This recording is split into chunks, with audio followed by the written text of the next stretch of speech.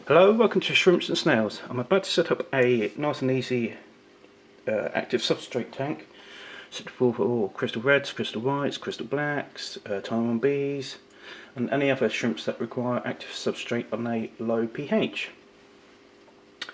So basically, to start off with, I'm going to put some mineral powder down, which you saw me use in another video. There we go. Mirror crouton. Mirror. I don't know, I keep saying crouton and then it makes it feel like it's done in the soup. A cup of soup for the croutons. Anyway, enough of my rambling. Basically, just want to put a thin layer on the bottom there.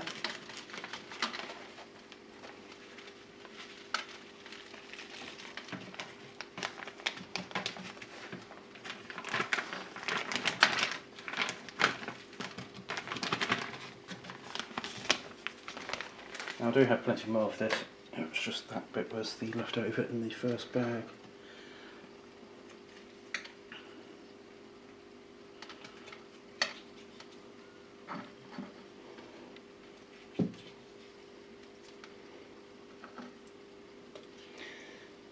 This part isn't exactly necessary, you don't need to put minerals down, but it will help the shrimp develop a bit further and quicker, hopefully.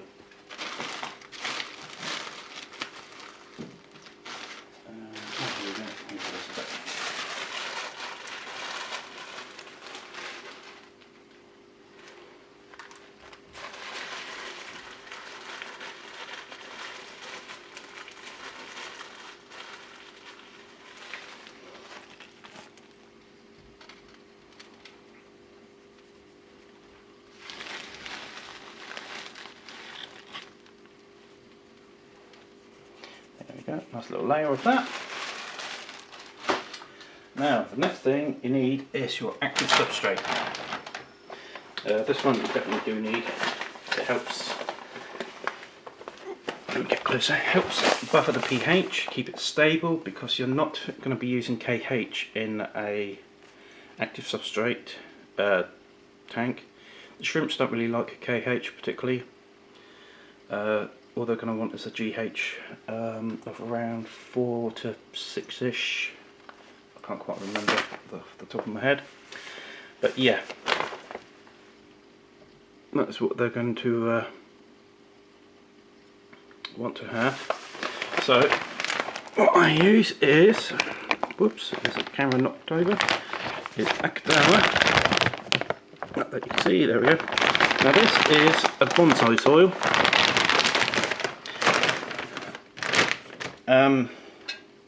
Sorry, it's farmed for mines over in Japan, so obviously I presume there's only going to be a limited amount they can get from these mines, but at some point it will probably run out.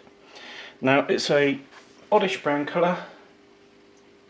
Let me just show you in this tank up here. Whoop. There we go. Let's see if we can get the camera back in the position. There we go. So yeah, it's a brown colour, but I don't mind the colour so much, and it's extremely cheap for how long it lasts and how well it works. Sorry, just trying to find the scissors.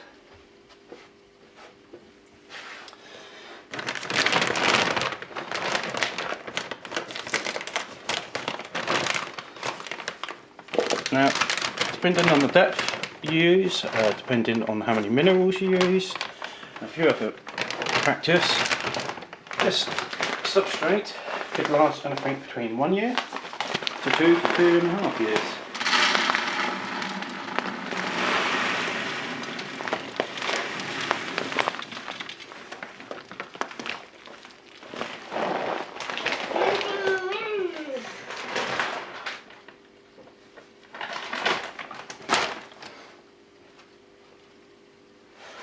There we go. So what I want is about 1 inch.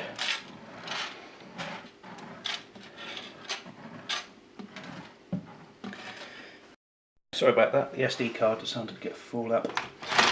Right, so you want, as I was saying, you want about 1 inch to 25 centimetres, 103 metric for imperial. The more you put in, the longer it's going to last. Up to a certain point when the tank's just going to need resetting.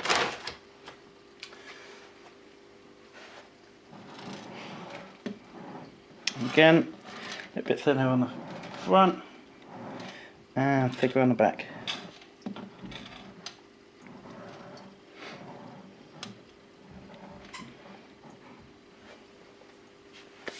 There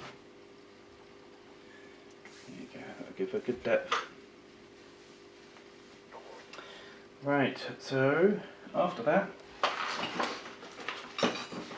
you can either put some live plants in if you're using those. I do recommend live plants in all my tanks. Yes. Thank you, Kai. Yeah, I do recommend live plant, at least one live stem plant in the tank. It will help eat whatever's in the soil, detritus and leftovers. Then you can put in some bits and pieces.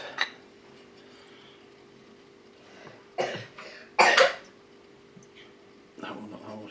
Anyway, you get the idea. I'm not going to quite decide how I'm going to have the tank at the moment. So after that, the thing that helps the shrimp progress are oil cones. Now these release tannins, which is beneficial to the shrimp, and they do affect your pH. They help to lower it, which won't be a problem because you've already got active substrate in there.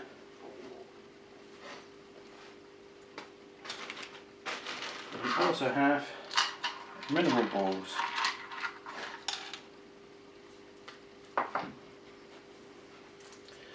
These don't particularly do don't really know if these do anything or not, but I've got them, so I'm going to use them. Just put a few of those in there.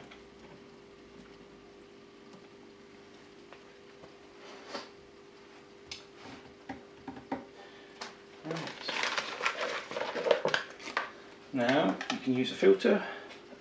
Again, I'm going to use the same style of filter that I've been using on all of my tanks. It's a low wattage but high output.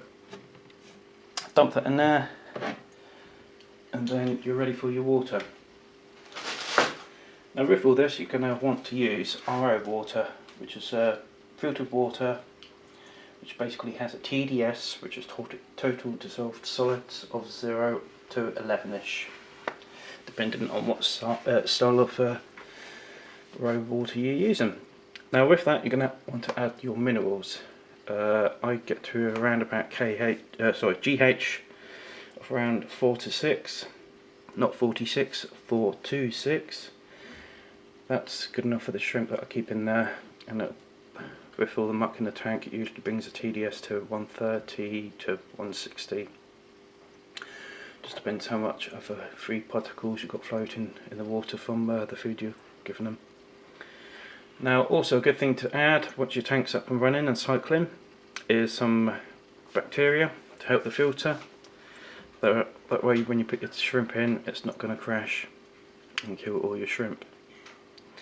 Food wise, I tend not to feed for a little while. I don't put the shrimp in there for about 2 or 3 weeks. Let all the tank settle, let biofilm grow on the side. But obviously you don't have to.